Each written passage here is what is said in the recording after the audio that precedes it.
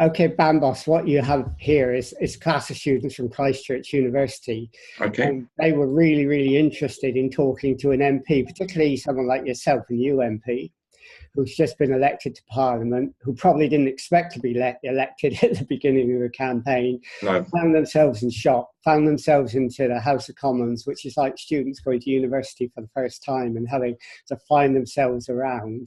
And they wanted to ask you questions about that and about the procedures that you had to get used to, which is really difficult. But let me first of all introduce Mark Bannister, who is their lecturer, and he'll introduce what he's going to do, and then they're going to ask you a series of questions. Right, okay, great. Thanks, Francis. I hope you can hear me okay, Bambos? Yeah, I can hear you, Mark. Okay, great. Okay, thank you very much for sparing the time. I know in your busy parliamentary schedule at the moment to speak to us. We're a group of, my students are parliamentary studies students, so they're studying Parliament, studying procedures, studying the way that Parliament currently works. And we visited the Commons and the Lords a couple of weeks ago, and been into both chambers. So we've got a few questions about what it's like to be an MP, but maybe be a new MP. So maybe if you might start by sort of saying what's struck you most in terms of the processes and procedures in the Commons, the things you've had to get used to since you've been in the House. Yeah, well, the first thing is finding my way around, because it's quite there's lots of corridors and nooks and crannies, so just knowing where everything is was the first thing. And then there are lots of procedures you still have to follow, so just getting used to the procedures. You get an induction, but there are certain things that people don't tell you that you have to find out for yourself. So, for instance, I didn't know you couldn't take part in a debate unless you were present at the start. And also there's a pecking order as well. So if you're a backbencher, you're going to be far further down the list than if you're a prominent or an experienced member of Parliament. So it won't surprise you if you look at the debates I've taken part in. I'm usually at the end. I'm usually one of the last ones to speak. So that was something that took a bit getting used to.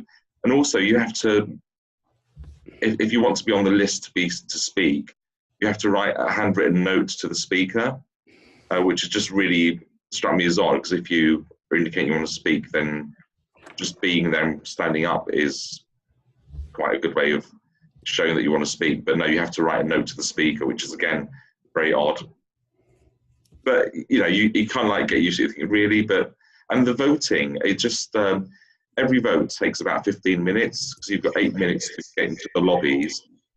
You then have to walk through a lobby with, there are 3 desks, and they all have, it's like going through an airport, through airport security. You have to, they have your, the letter of your name. They have A to K is in one sort of row, and then L to, L to S is in another one, and then T to Z is in another one. So you have to queue up and literally walk on through the lobbies to vote. So each vote takes about 15 minutes. So if you have lots of amendments like we did earlier in the week, then you're there 45 minutes just voting, which is not the best use of parliamentary time. We've obviously got, rather than just the tribal divisions between Labour and Conservatives, we now have these divisions between Leavers and Remainer, soft, hard, Brexit and so on. I wonder if you could give us a flavour of what's going on this week in terms of the debates related to the amendments on the EU withdrawal bill. Yeah, well, we had, they picked on a few clauses, because the EU withdrawal bill, there's a large number of clauses about the transfer of EU law into UK law. So the first day was looking at the actual transferring of constitutional law into UK law. So it's the nuts and bolts of that. And then we looked at the various protections. So protections about workers' rights, environmental law. Caroline Lucas had a very good amendment down last night that we voted for about environmental protection. So it was looking at sort of these areas, and also about sort of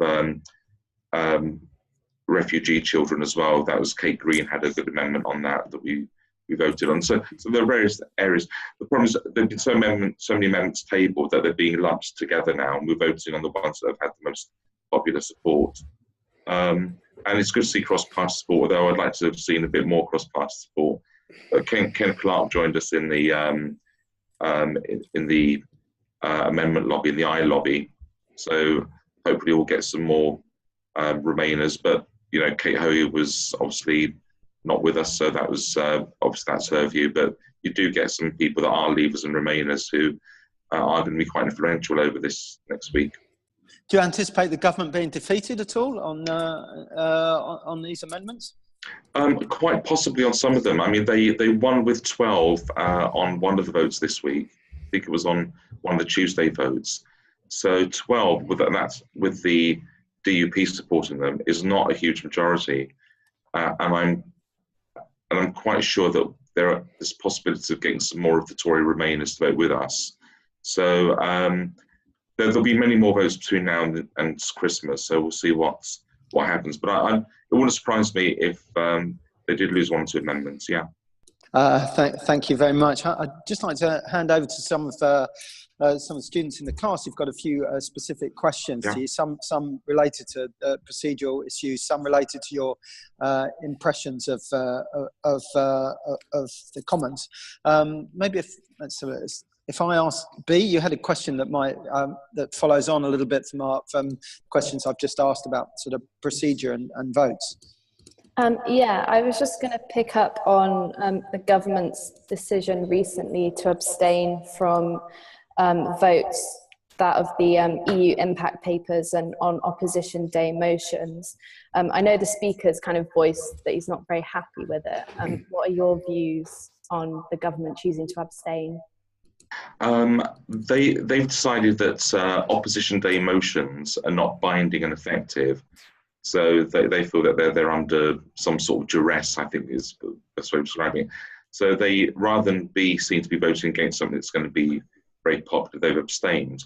With the impact assessments, and I spoke in that debate, the Keir Starmer cleverly worded the motion so that it will be a humble address to Her Majesty, which is binding and effective. It was very surreal because you had Jacob Rees-Mogg thumbing through sort of Erskine May and actually helping us with the debate. As I never thought we'd get help with from Jacob Rees-Mogg.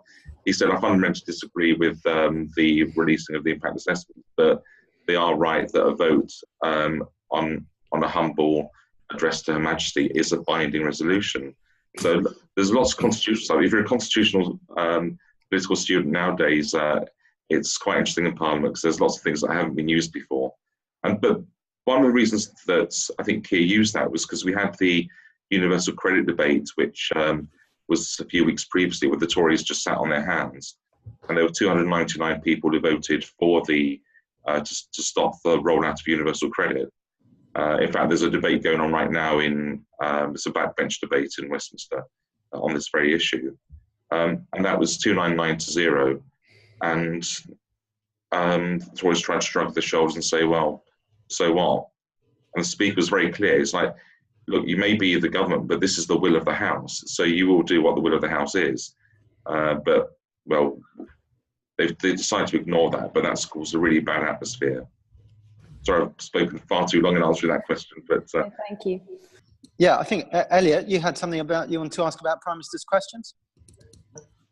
Hi there. I've got two questions about PMQ. I want to ask one, what was your first impressions of Prime Minister's question time? And two, what recommendations would you make for making the process better?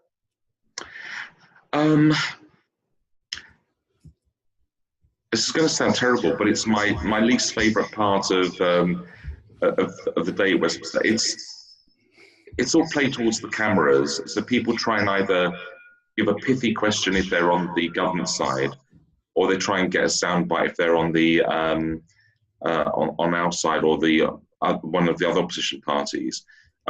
Sometimes they do focus on their constituents. So Caroline Harris had a really important sort of issue that she raised this week in PMQs, about a constituency issue. So it's good to raise those there. But all the, hollering and sort of yaboo stuff, it just turns me off, and I don't think it's the best way of doing things.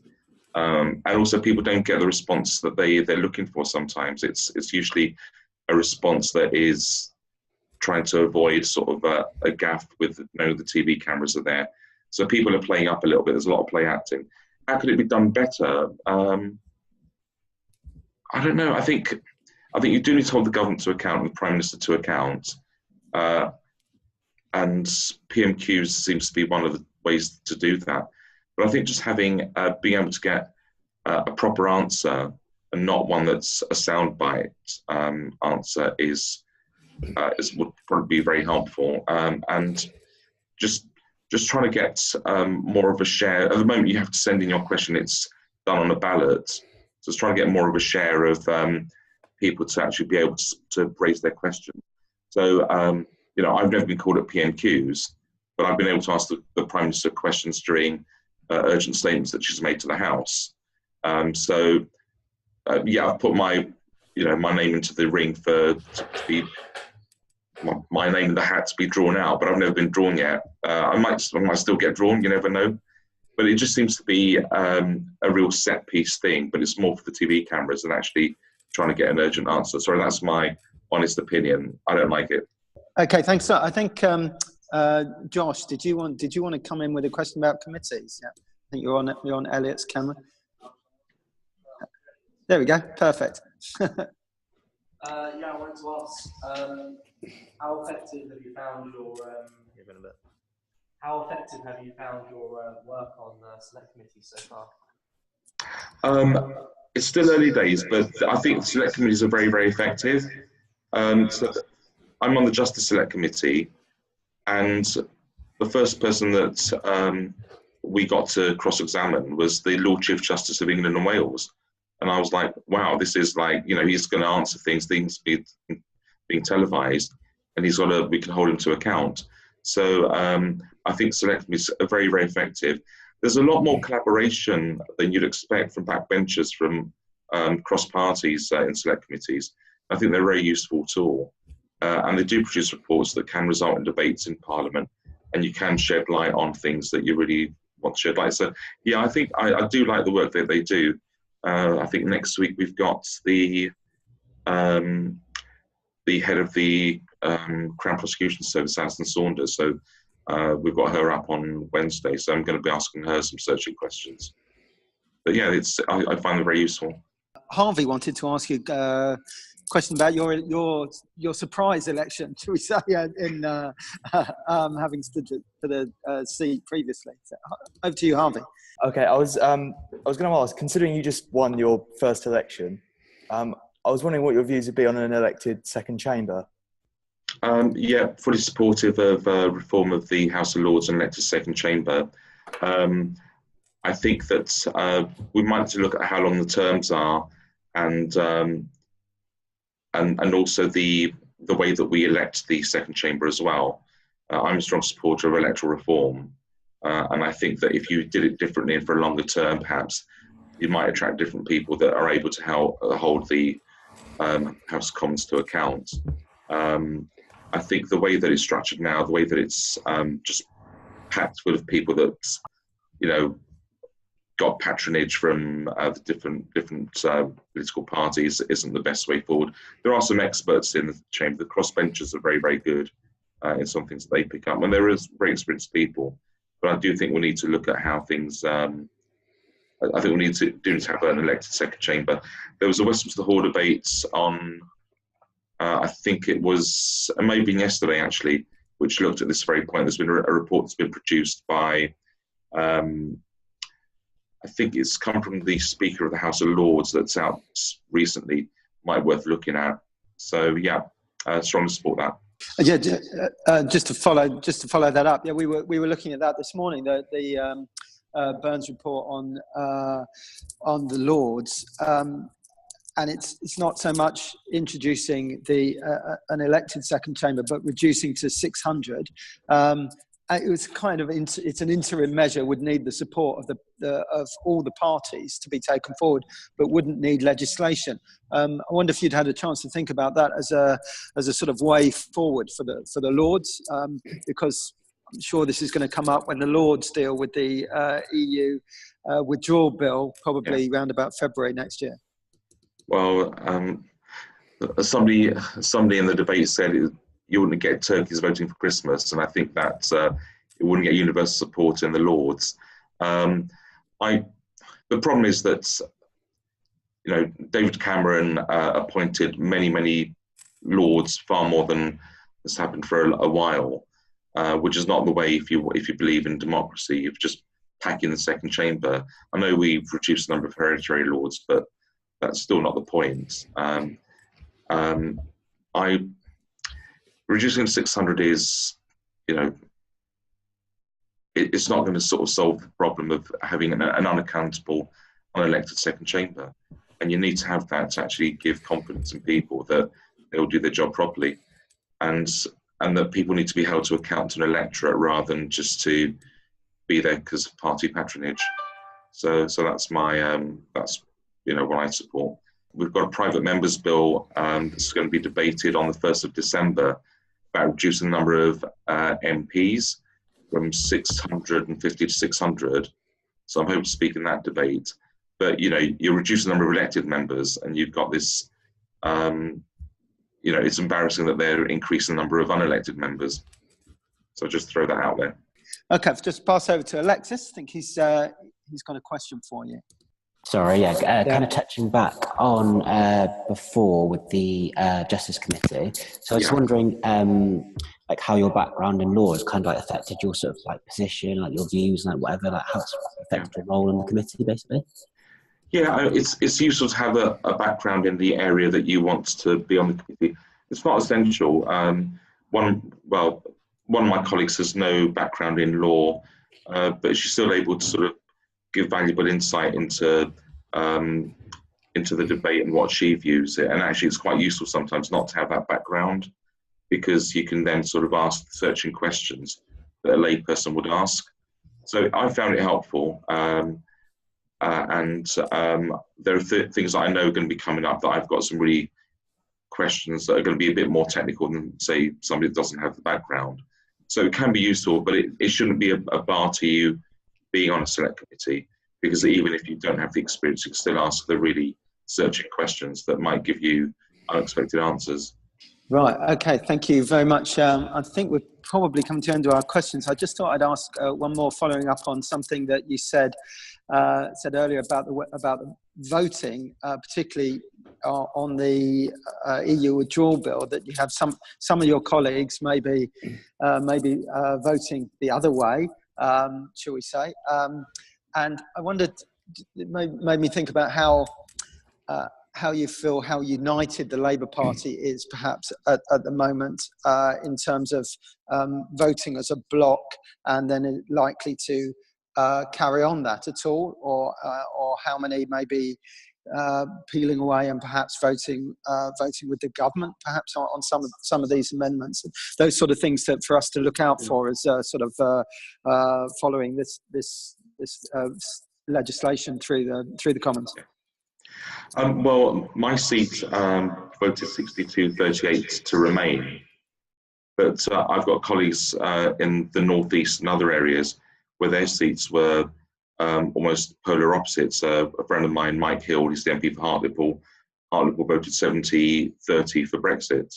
So it's and obviously there are people who'll be, no matter what their views are, they've got to represent their electorate. I think the line that we have with the Labour Party at the moment is that we accept that we're leaving. Many of us are unhappy about that, but we want to get the best deal for jobs and business.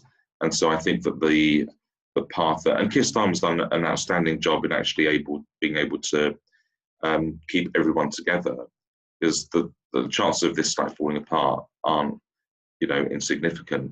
And I think where we are now is, people are happy to sign up to that. We do get regular briefings, so we're getting lots of information about what it's going to mean about areas that we haven't even thought of. So things like air travel, things like sort of what happens if there's no deal? Would it be World Trade Organization regulations that apply? What does that mean? What if a product isn't wholly made in the UK? So all these things are being discussed, and people are giving it extreme detailed thought about how they see things dragging out. But I think we're content where we are with the current position. That may change, but I think at the moment everyone's very united, except those people that were out and out Brexiteers. And on that point about the deal or perhaps no deal, we were now promised legislation at the end of this process, whereby if Parliament votes down that legislation, it will be no deal. What's your view on that? Because it's almost like the buck will be passed to Parliament to say, vote down the deal if you dare, and we'll be falling out without a deal at all. Yeah, well, it's not really a choice. It's like sort of vote for this bad deal that we've negotiated or have a hard Brexit. And for me, that isn't acceptable. So I think we need to look at sort of, there'll be amendments on this coming up. And I think this whole idea about fixing a date and time for, well, actually it's a time because we know the date of when we're going to leave, is just pandering to the Brexiteers. So saying we're going to leave at 11 o'clock on the 29th of March 2019 is purely, it doesn't mean anything in my view. It's just like being symbolic. They should get focused. I mean, we haven't even negotiated how much we're going to pay the EU to leave. So we haven't even got on to discussing trade. So it's, and 6 months have passed, since Article 30 was triggered, in fact longer than that. So I'm not at all confident that we're going to be able to negotiate a final deal on the 29th of March 2019. And I think there will be a requirement for significant further negotiations and transitional arrangements for at least 2 years, but I suspect many more years. So let's see what happens. So the idea that everything's going to be negotiated and ready and we'll have a final deal by 2019 is just fantasy. I think we're bringing it to close at that point. So thanks ever so much for your time. My pleasure. It's been really helpful. So we'll be carrying on our analysis of this for the rest of our term here. So thanks so much for your time. I'll pass over to Francis now and say thanks. Cheers. It's been a pleasure. Okay, thanks. Can I just ask you one question to finalise this, if that's okay? Sure. One of your colleagues from another party, Nick Dubois, when he got elected first, I remember him telling us, my gosh, I think this is the worst decision I've ever made in my life. Here I was, wanted to change things. I'm a backbench MP and I can't do anything. And it took him ages to get used to it. You fought like 3 or 4 elections before you got elected. Has it met up to your expectations, or do you feel a bit like Nick Dubois felt? It has. I mean, it's because I know colleagues who got elected years before I did, and so I've been able to sort of see and understand more what it's like. On the 13th of September, I secured a Westminster Hall debate on autism about measuring the time it takes from referral to diagnosis. Now, I wasn't expecting much out of it, even though I was hoping we would get something out of it. And to my amazement, the government agreed they would start monitoring the time. So that's a big concession from the government through a backbench debate. So I'm not as cynical as Nick Dubois was about what you can do as a backbencher, particularly in this particular parliament where there isn't a big majority. And so sometimes you can force concessions where the government are in a hung parliament and relying on the votes from other parties. In my debate, I had much cross-party support from the DUP, where their Conservatives spoke in favour of what I was raising. So if you get the right issue and you get cross-party support, you can be very effective as a backbencher. And also Stella Creasy did really well with her amendment to the Queen's speech. So there can be things that you can do. Okay, well, thanks, Bambos, for taking your time to do that, because I'm sure the students appreciate it. So, we'll end it there now, and thank you, everyone, for taking part, and I hope you all found it was useful. I thought it was really interesting. Thank you.